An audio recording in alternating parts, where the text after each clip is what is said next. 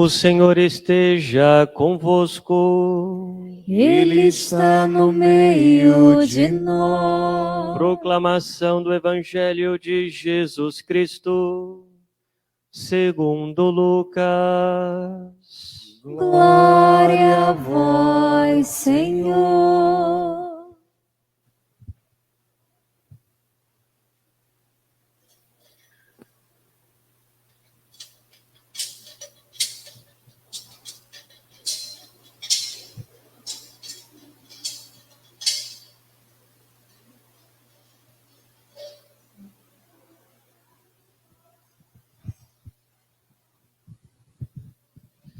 Naquele tempo, Jesus contou uma parábola aos discípulos.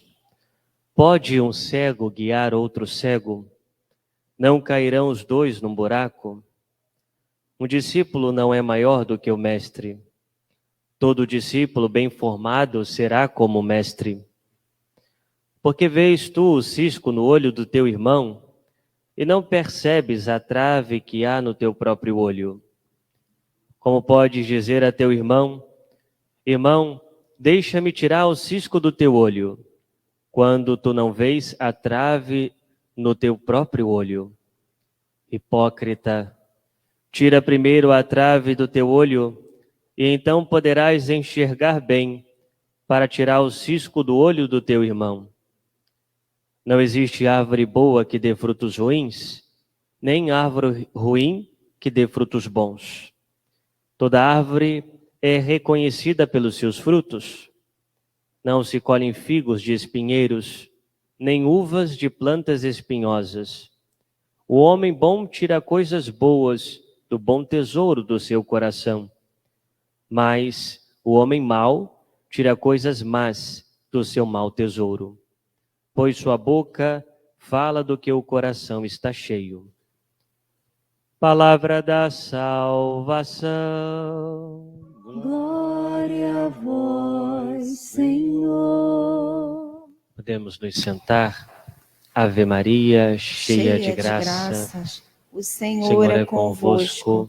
Bendita sois vós entre as mulheres.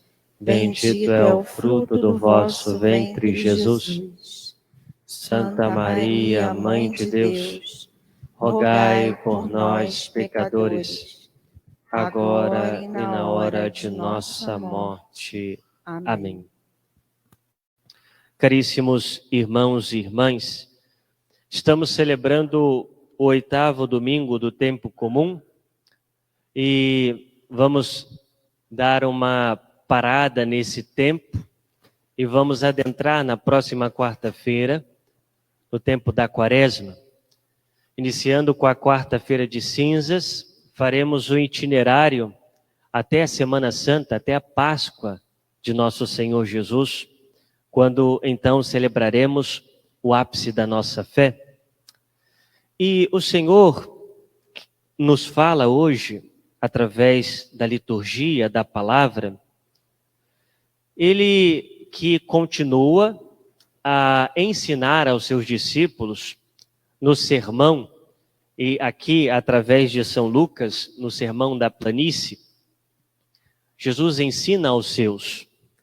Em muitos momentos no Evangelho, nós vamos observar que o Senhor critica duramente os fariseus pela hipocrisia deles, porque eles agem de uma maneira falsa. Muitas vezes cobram dos demais aquilo que eles mesmos não fazem.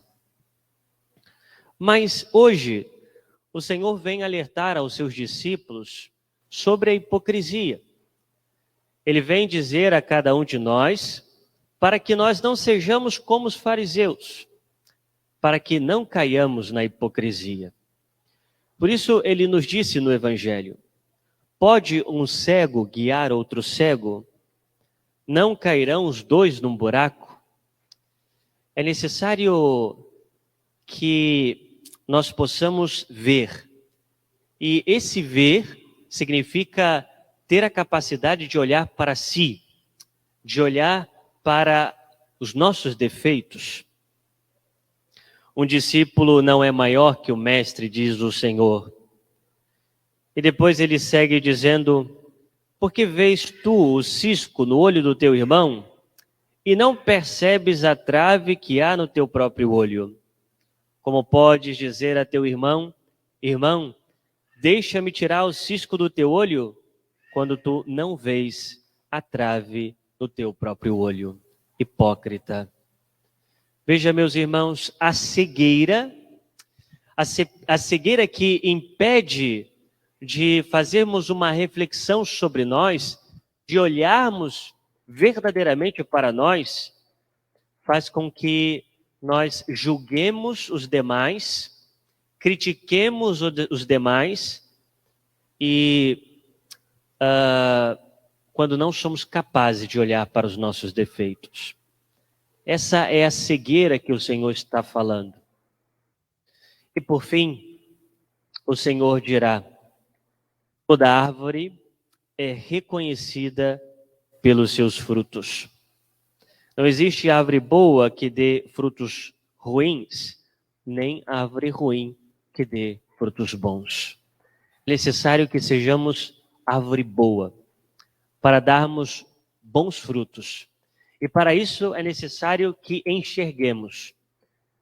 Para isso é necessário que reconheçamos as nossas misérias, ou seja, os nossos pecados, e nos aproximemos de Deus.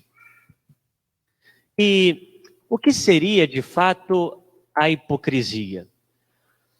Veja, hipocrisia é agir de uma forma falsa. Ou seja, a hipocrisia é parecer ser algo que não somos. Essa palavra hipocrisia tem origem na língua grega, hipócrites. E na Grécia Antiga se usava máscaras, essa palavra vem exatamente dessa raiz, para interpretar, né? Então se usava máscara para fazer teatro. Os hipócritas, ou seja, não são eles mesmos, mas usam uma máscara para fingir ser um outro alguém. A hipocrisia tem relação com isso. E como que se manifesta a hipocrisia em nós? Devemos olhar para nós agora. Veja, ela se manifesta de diversas formas. Mas vamos aqui elencar algumas delas. Em primeiro lugar, quando nós somos muito rápidos para criticar ou para ver o defeito de alguém. Ou quando nós rotulamos a pessoa, nós olhamos para a pessoa, vemos algumas atitudes e já começamos a rotular a pessoa. Ah, essa pessoa é fofoqueira. Essa pessoa é egoísta. Ah, essa pessoa é falsa. Essa pessoa é isso, essa pessoa é aquilo. Vamos rotulando a pessoa, né? Ou seja, nós somos uma máquina de julgar, né? Ou quando vemos uma atitude de alguém, já criticamos logo. E às vezes, essa crítica ferrenha, ela acontece muito com quem somos mais próximos. Às vezes com o nosso melhor amigo. Às vezes com a esposa, com o esposo, com os filhos, com o irmão, com a irmã. Ou seja, nós somos rápidos para criticar. Oh, você é assim, né? Você faz isso, você faz aquilo. Mas muitas vezes, essa rapidez para criticar o outro, ao contrário, torna-se lento, mas muito lento para olhar para si mesmo. Vê o defeito do outro, mas não é capaz de ver o seu. E às vezes, o defeito nosso é muito maior do que aquele outro que nós criticamos. seja, o egoísmo do outro me incomoda demais, né? Aquele jeito do outro me incomoda demais. E eu critico. Mas se eu fosse capaz de olhar para mim, eu veria que eu tenho o mesmo defeito. Que às vezes esse defeito é maior e por isso me incomoda tanto. É necessário que vejamos, meus irmãos, é necessário que olhemos para nós. Não sermos hipócritas a ponto de criticar o outro, quando na verdade nós também cometemos o mesmo erro. Ou quando nós somos muito duros com o outro, somos muito rígidos com o outro, mas muito benevolentes conosco mesmos. Ou seja, não aceitamos o erro do outro. Não queremos que o outro reivindique direitos para ele ou para ela. Quando não conseguimos entender que o outro está cansado, que o outro não teve um dia muito bom, mas nós queremos que o outro sempre sorria, nós não queremos que o outro descanse, nós somos rígidos, não temos paciência com o outro, mas conosco os outros precisam ter paciência. Os outros precisam ter paciência comigo, precisam me compreender, precisam saber que eu estou cansado, precisam saber que eu tive um dia daqueles, precisam olhar para mim, porque na verdade esse que age com hipocrisia é sustentado pela soberba. Porque o soberbo, o orgulhoso, ele se sente o centro de todas as coisas. Ele é o centro. Todos devem olhar para ele. Todos devem servi-lo. E devem olhar para a necessidade dele. Mas não é capaz de ser indulgente, de ser compreensivo, de olhar a necessidade do outro, e se age com hipocrisia. Ou quando nós nos deixamos levar pelos respeitos humanos. E o que é o respeito humano? É quando nós damos uma valoração maior a um grupo, a um indivíduo, do que ao próprio Deus.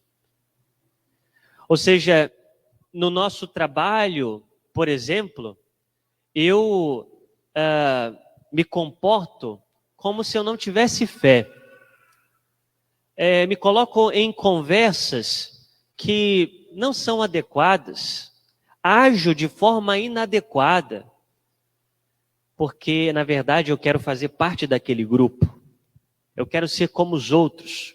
E tenho medo de não agir como eles, porque tenho medo de ser rechaçado, porque vão julgar que eu sou beato, que eu sou beata, que sou católico, etc.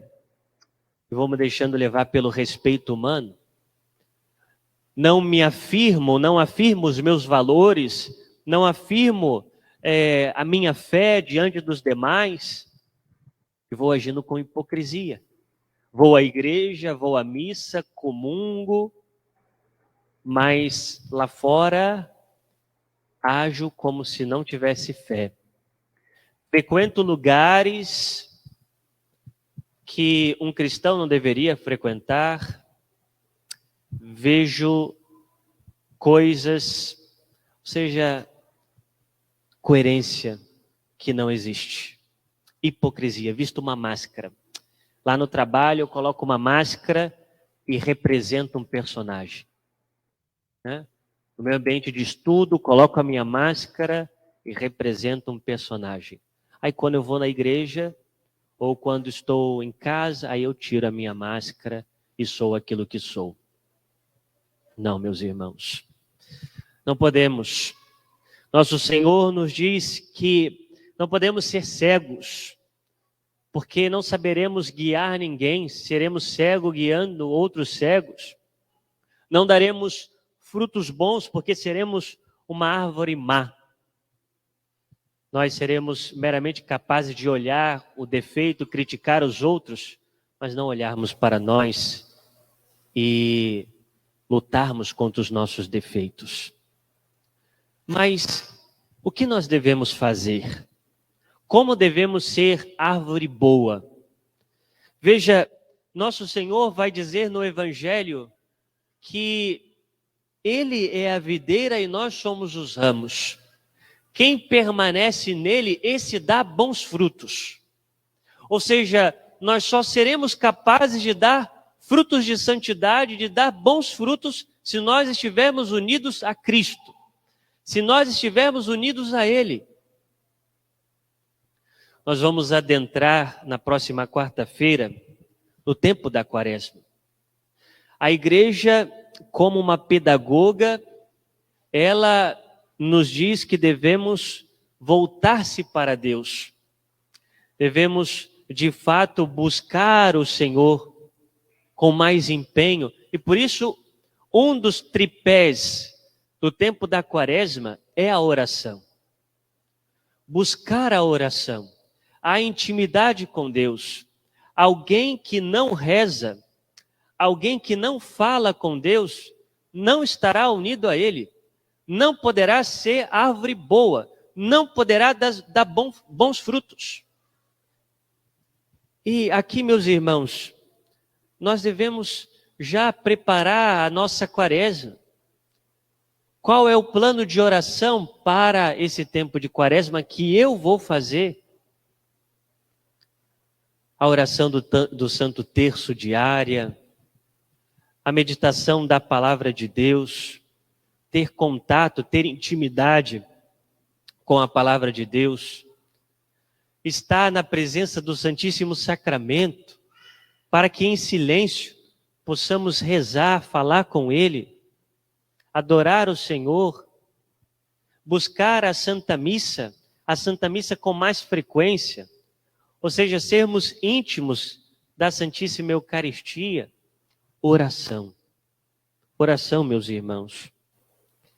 Eu já dizia Santo Afonso Maria de Ligório, quem reza se salva, quem não reza não se salva.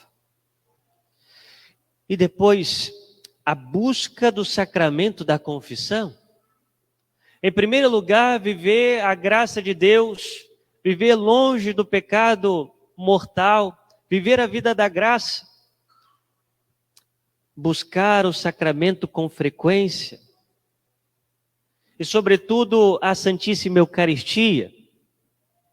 Jesus nos diz que quem recebe a minha carne, quem recebe o meu sangue, permanece em mim e eu nele. Só estaremos unidos verdadeiramente a Jesus, mais do que nunca na Santíssima Eucaristia. Quantos de nós podemos participar da missa nos dias de semana e não participamos? Poderíamos ter comunhão diária, participar da missa diariamente e não vamos, e não damos valor a esse tesouro que é a Eucaristia. Participar da missa mais vezes. E ontem eu ouvia um testemunho de um padre que contava a história de um casal jovem, que morreu na tragédia de Petrópolis. E esse padre, ele contava que fez parte da vida desse casal, esse casal que resolveram viver juntos antes de contrair matrimônio na igreja, e o padre brincando dizia, quando contava, olha, vocês precisam casar na igreja, dá um jeito nisso aí, né? E aquele casal, como sabia muito bem, disse, não, padre, nós vamos fazer isso, nós vamos fazer. O padre que acompanhou aquele casal se casou, tinha planos, muitos planos, o jovem era filósofo, professor de filosofia, a jovem enfermeira. E eles se aprofundaram tanto na fé que já participavam de missa diária. Apesar daquele jovem ter o trabalho intenso, não deixava a missa diária. Ao mesmo tempo, aquela jovem se confessavam com frequência, tinham comunhão diária, tinham vida de oração. E ele contava que Deus preparou aquele casal jovem para partirem juntos para o céu, porque já estavam vivendo o céu aqui na terra. Veja, meus irmãos, nós não sabemos quando será a nossa última quaresma. Essa pode ser a última. Quando vamos nos decidir por Deus verdadeiramente?